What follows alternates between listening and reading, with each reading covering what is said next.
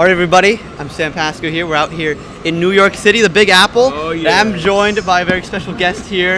Everyone on KXF should remember him from ChoochCast, Chad Masipo. Chad, how are you today? Hey, man, I am great, dude. New York City, man. Here we are. Who thought we'd meet in New York City? I know, crazy. I mean, we're trying to meet up at a Giants game, and who would have thought in the Big Apple, East Coast, getting out here. Wow.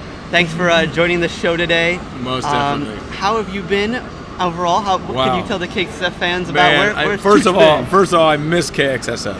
Most definitely. It was a great. By no means am I finished there.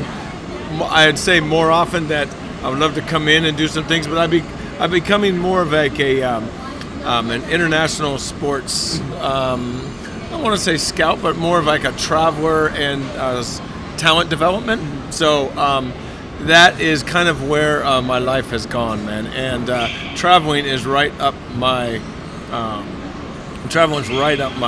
alley these days. And traveling this country, looking at all kinds of different baseball games.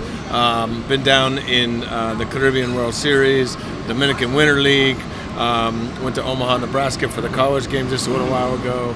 A bunch of minor league teams going to go check out the Brooklyn Cyclones here. You never know where talent is, Sam. You just don't. You got to get there, boots on the ground, and get down and see it. Yeah. What's been your kind of one favorite aspect of these journeys here? Traveling outside the Bay, San Francisco, we love it here in the Bay. Mm-hmm. But out here in the Big Apple, what's kind of been your one favorite thing? Seeing all this different culture and baseball, what's kind of been the one thing that's been like, wow, I didn't know that about the world? Whoa. What I didn't know about the world is how nice people are all around the world. Really. I mean, living in the Bay, sometimes we can get in a bubble. Uh-huh. You can feel that, okay? And I felt myself sometimes doing that. And going, oh, people are like this, this and that. And it's not true at all. Around the world, New York, Dominican Republic where I've been, Colombia, down in South America, Argentina, Chile, Colombia. People are nice, man. They are, if you are nice to them, right? And so that's my big takeaway from. It's not news per se, but it's something that I needed to see firsthand. It's allowed me to believe in humanity again. There's a ChoochCaster for you right there, man. Yes. There's still some hope left in the world. Yes, there's still some hope left in the world. Yeah. I had to go seek it, and I'm like, okay, we're doing all right. Looks like you found it. Yes. But it's the way that people are, how nice they are, but also how interesting different cultures, how they do things, not get in the way of their culture, but be a part of their culture. Mm-hmm. Does that make sense? Yeah. And that's what I've taken into the baseball scene. My love, baseball and sports in general, but mostly baseball. And I've not tried to disturb their culture, but enhance their culture and enhance the love of the game. That's why I'm out here, man. Yeah. I'm out here to enhance the love of the game worldwide, dude. No, it's a great game. I'm out here for baseball too. Big Apple. Yes, you are. It's the place to be. I want to get into kind of the Major League Baseball landscape a little bit, but you mentioned the Nebraska game for the College World Series. That's where that's happening for listeners. Mm-hmm. But Major League Baseball had a game there, Tigers Royals. You were there. It was the first time ever they've had a Major League game there. Yes. What was that like? Wow, man. It was, what a cool scene, a laid-back scene. Midwestern baseball is laid back, man. The people are just, I didn't see a whole lot of people get up from their seats to go get something to eat and come back a lot. Interesting. Which is very different from where we are, right? The seats were pretty full, but it was cool because it was more of like a college vibe, but Major League Baseball. Really? All right, yeah. So, and the Major League players felt like that as well. You can see they were a little bit more relaxed, as they would be. It was a cool, intimate crowd. I think TD Ameritrade Park holds like 15 to 20,000. I could be wrong there, somewhere around there, but no more than that. And so it was very cool having everybody very close together, and kind of it was like I don't want to say a minor league game because it wasn't. Mm-hmm. It was more of a fan's atmosphere. How's that? Interesting. Yeah. I got to ask about that. With the players signing autographs, there's been a lot of issues and talk about fan engagement and getting the youth. Did you see a lot of the players kind of interacting with the fans a little bit more in that atmosphere? I would say undecidedly yes. I mean, they were more relaxed. Mm-hmm. So, before the game, they're hanging out. talking to fans. Okay. I saw, guys warming up in the outfield, throwing baseballs, signing the ball, throwing it back up to the kid, and all that kind of stuff. So it was all together like just a very nice atmosphere.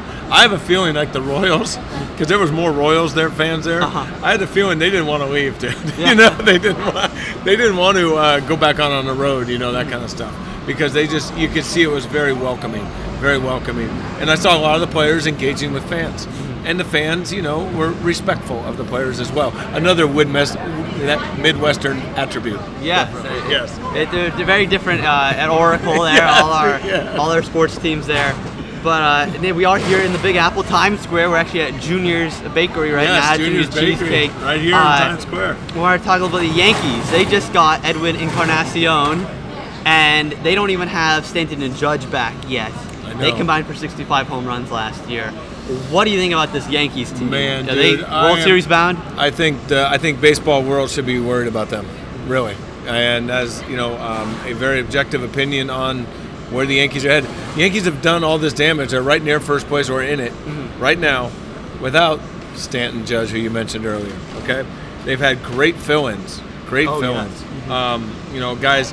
Urshela at third. Yeah. Luke Voigt's having a decent year again. Gleyber Torres is fantastic. No Didi Gregorius still. No. Okay. Still, no Gregorius, no Judge, no Stanton. They're in first place. Yeah, DJ LeMahieu, he stepped up. DJ LeMahieu has been huge for them. Yeah. An under the radar pickup. Brian Cashman, I'm telling you, man, one of the best, if not the best GM in baseball. That being said, they need to pitch. They need to pitch, as any team needs to pitch. We got the trade deadline coming up. Yes. And so look for them to be active. That's what I'm saying. They're stockpiling right now. Edwin Encarnacion in that lineup in Yankee Stadium is going to be brutal on pitchers, dude. We're going to see some big home run totals coming up. He's the AL home run leader right now. He has the most home runs since 2012, which I thought was very surprising when I first heard that. Is that right? Yeah, he's Edwin Encarnacion. Yes. Yeah. Wow. This time around. Fantastic. And do you think they're going to trade away some of the younger guys to get that pitching and make that splash run now? I mean, there's been some kind of drama. Clint Frazier developing now. Yes. He's been frustrating because that's one of the aspects of having so many great guys. Right. There's only so many positions to play in playing time, at bats to give away, and yet these guys, Estrada too. These guys getting called up back and forth, giving way to the big guys. Could you see them try to move those pieces or keep them to make that run, or do you keep the younger guys to try to build going forward? Yankees don't build. Yankees go for the throat all the time. You can see it in their. They did a couple years ago. They got rid of Chapman, and they got. That's how they got Gleyber Torres, that kind of thing. Andrew Miller. That's how they got Clint Frazier. That kind of thing. So, you see them do that from time to time, but they can see it. They can feel it right now. I think I've seen the Yankees farm system, man. I'm here also to see the Yankees farm system. So I will be going to, like I said, Brooklyn, Staten Island, short season teams, see some guys. They're going to trade away some guys. They got Estevan Florial, which is in the minor leagues. He's a fantastic 5-tool player. He can bring a big name pitcher. Some team on the other coast might be trading a big time pitcher here pretty soon. July 31st, we'll see. No, I can see them. And Frazier just might be one of those guys that needs a change of scenery. He is. He's talented as hell. Probably. But, maybe the whole New York thing doesn't jive with him. But also his frustration is, what's he have, like 11 homers? Yeah, it's something valid. like that? He's been a contributor to this He's been team. a contributor, and now, they just picked up Encarnacion, so guess what? Back down to AAA you go. Yeah. He said he wasn't worried about that getting optioned for Encarnacion, but he was for Stanton Judge, and now look at him now. He's getting optioned down. That's just the nature of it. It is. I kind of saw them trying to groom him to replace Brett Gardner. Have Gardner, Hicks, and Judge. But once they got Stanton, I know. And if you have anyone at DH, then you got to put Stanton out in the field. Right. And Frazier's kind of the odd man out there. He is, man. There's not enough positions. But, It is. It's got to be very frustrating for him. He knows he's a major leaguer, and that's the frustrating part. You can hit major league pitching, and then you got to go down to AAA. Yeah. Yep. So that'll be interesting development to see with the Yankees. And I want to get your note before you got to go. Warriors, they lost. NBA Finals has been tough. Is this the end of the dynasty? Yes. It's the end of the dynasty as we knew it. Okay, we got spoiled. We sure did. Spoiled, dude. We got way spoiled for 4 or 5 years, 5 years to be exact, in the finals.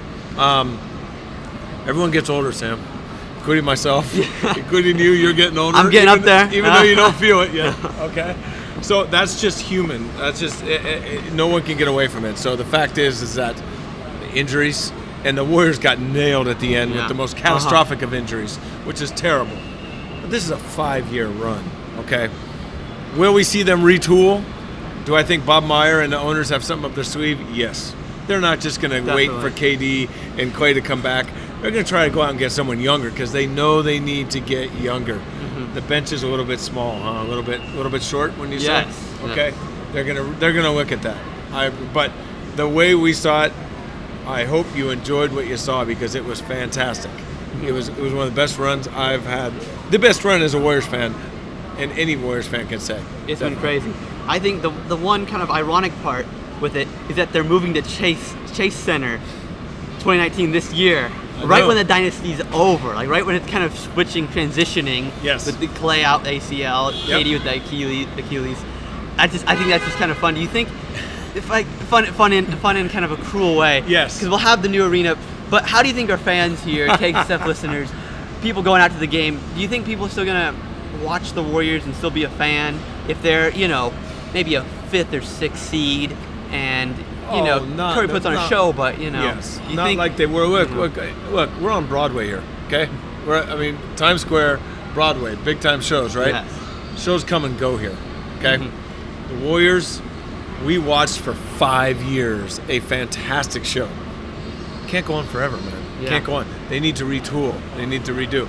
How are the fans are they gonna go to the game? Well, first of all, I ain't going to the game. I can't afford that freaking thing, dude. And a lot of fans are going to say the same thing. They're not going to show out $500 to go sit in Chase Center. Yeah. Different fan, okay? Oakland fan, East Bay fan, and San Francisco fan are going to be very, very different. Mm-hmm. And that's going to be interesting to watch. It will. It will. Are they going to watch it as enthusiastically? Curiously, yes. I'll watch curiously. As enthusiastically, I don't think you can get 2015, 2016, it was the height of the watching the Warriors. They were fantastic. Yeah. Yes. Yeah. They changed basketball. That's what they did. The landscape doubt about of it. it. 3-point They changed line. basketball. They changed the game. Change the game. Everyone you see, go walk around here in the neighborhoods. Go look around the parks. They're watching kids shoot baskets. Where are they shooting it from? half court. They're shooting big time threes, man. Yeah. They are not.